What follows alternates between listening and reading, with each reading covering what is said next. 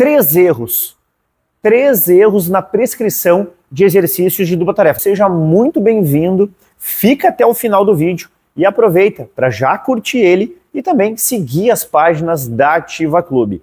Primeiro erro. Gente, vou botar aqui, ó, exercícios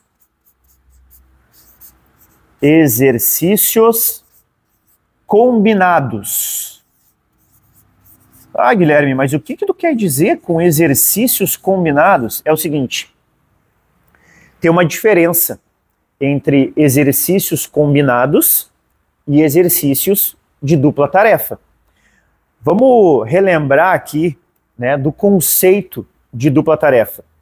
Bom, exercícios de dupla tarefa consistem no aluno fazer duas atividades simultâneas. Então, o que acontece? Eu vou prescrever uma atividade para o meu aluno, então ele passa a destinar todo o foco de atenção dele para essa atividade. Só que logo na sequência, eu prescrevo mais uma atividade no mesmo exercício.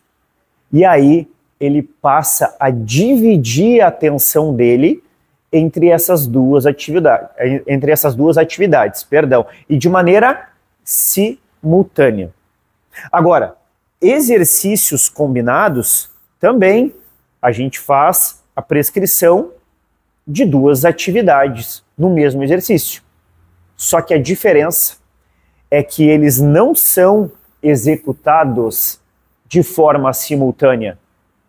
Então, para vocês conseguirem visualizar melhor isso, eu vou dar um exemplo aqui para vocês, tá? Olha só, vou fazer um exercício aqui, e aí vocês já conseguem enxergar melhor essa diferença. Vou pegar um halter e vou trabalhar também com uma super band. Olha só, vou fazer um exercício que envolve duas atividades, tá? Vou fazer uma remada unilateral, tá? Só que ao mesmo tempo eu vou incorporar aqui uma segunda atividade, que é um desenvolvimento neutro, tá? Então olha só, ao mesmo tempo que eu estou puxando o elástico, eu estou levando o halter lá para cima, tá? Então, gente, eu tenho que estar pensando na execução destes dois movimentos ao mesmo tempo, tá? Como é que seria, esse aqui é um exercício de dupla tarefa, tá? Como é que seria um exercício combinado com essas mesmas duas atividades que eu estou mostrando para vocês? Olha só, olha a diferença. Conseguem perceber? Quando eu estou fazendo um exercício combinado, eu não faço as duas ações de maneira simultânea. Então, primeiro eu faço a remada e depois eu faço o desenvolvimento. Vocês não concordam comigo que é muito mais fácil fazer dessa maneira? Porque eu executo uma ação, presto atenção no que eu estou fazendo e termino ela, para só depois eu começar a fazer a segunda. Então fica mais fácil para mim. Agora, quando eu incorporo as duas ações ao mesmo tempo, eu tenho que estar prestando atenção aonde está indo o peso lá para cima e aonde está indo o elástico, quando eu puxo ele para trás, tá? Então eu vou falar um pouquinho mais adiante para vocês que para fazer um exercício de dupla tarefa, o aluno ele tem que, obviamente, saber realizar com tranquilidade, com facilidade, o movimento de maneira isolada. Tá? Esse é o primeiro ponto. Para depois, sim, a gente começar a aplicar um exercício com duas ações simultâneas. Tá? Mas isso é assunto para depois. Eu queria só mostrar para vocês a diferença entre um exercício combinado, tá? E um exercício de dupla tarefa, certo? Até no momento que eu estou fazendo o exercício de dupla tarefa, eu tenho que ter uma concentração maior, porque eu tenho uma exigência não só da questão cognitiva, mas também do meu core que está sendo acionado aqui.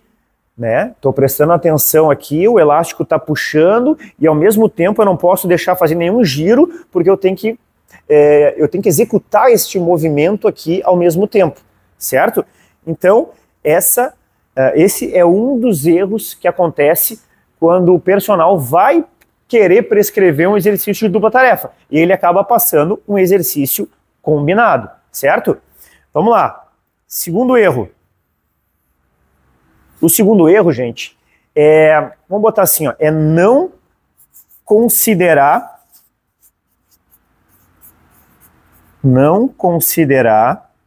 o nível de cada idoso. O que eu quero dizer com isso? Quando eu vou prescrever um exercício para um aluno idoso, eu preciso saber qual é a condição atual desse aluno. Que nem eu falei para vocês aqui, usando o exemplo da puxada. Se o meu aluno ele não consegue executar com perfeição o movimento da remada, eu não vou passar para ele uma outra ação no mesmo movimento, porque ele não vai conseguir executar da maneira que eu quero.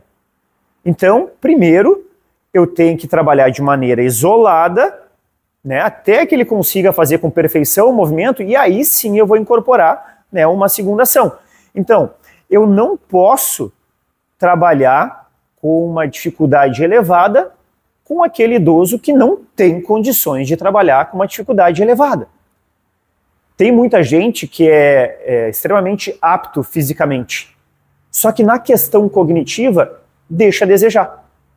E aí, será que ele vai conseguir realizar o movimento de maneira correta, mesmo tendo, né, um nível de capacidade física bom?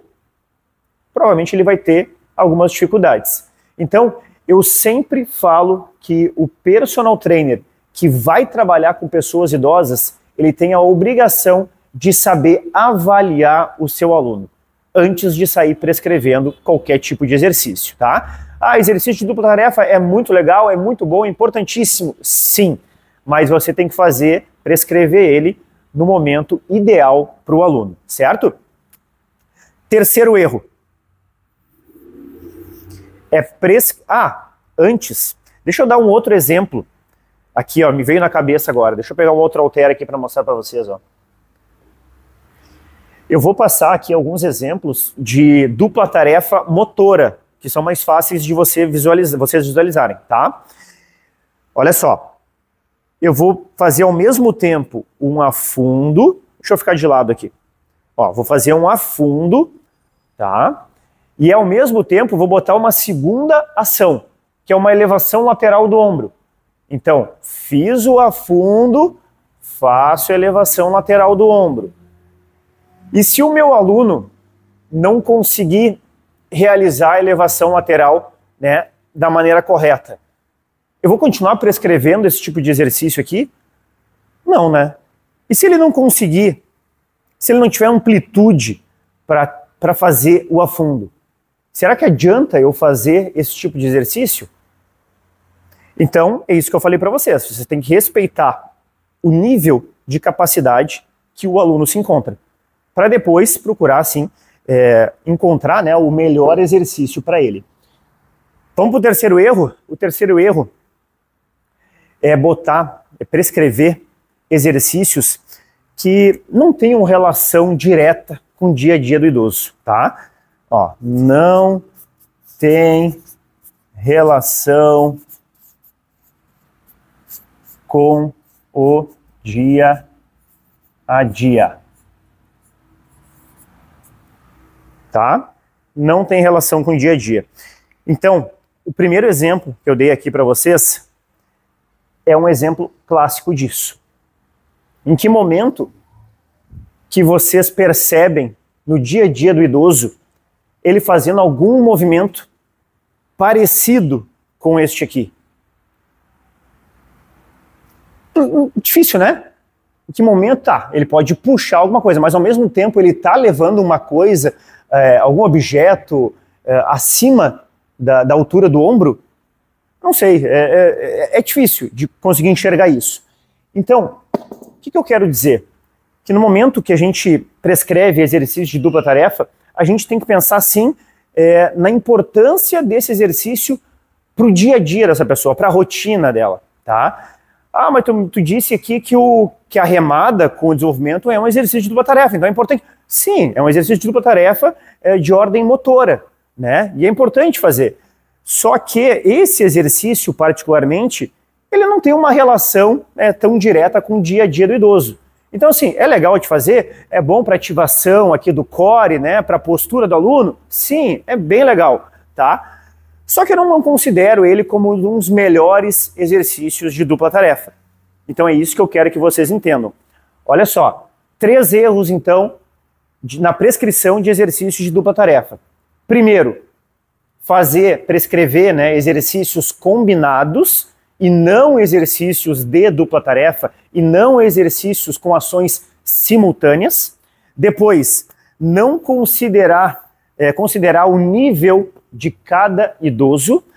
Para isso aqui, lembrem que vocês têm que saber avaliar os alunos de vocês, tá? E o terceiro ponto, terceiro erro, é prescrever exercícios que não tenham relação com o dia a dia do aluno idoso, da pessoa idosa.